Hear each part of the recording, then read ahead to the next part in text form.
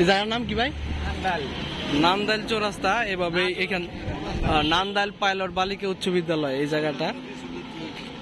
এখানে আপনার এই যে এখানে এই টুল দিয়া এই রিসিট দিয়া 20 টাকা করে প্রতি সিএনজি থেকে টাকা নেওয়া হচ্ছে।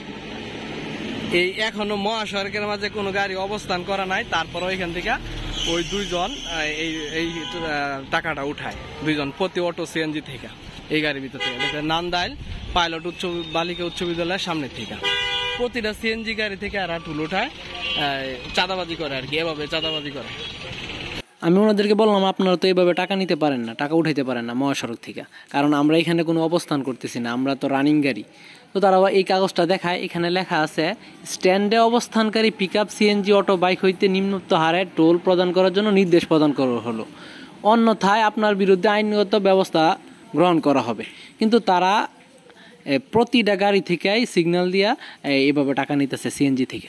তো আমাদের গাড়িটা ছিল রানিং, তো রানিং আমাদের গাড়ি হয়েছে কি মনোহরদির গাড়ি, নরসিংদীর গাড়ি, কিন্তু তারা এই গাড়ি থেকেও সে টাকা নিতেছিল। তাই আমরা চাই এই বিষয়ে যেন প্রশাসন দ্রুত ব্যবস্থা নেয়।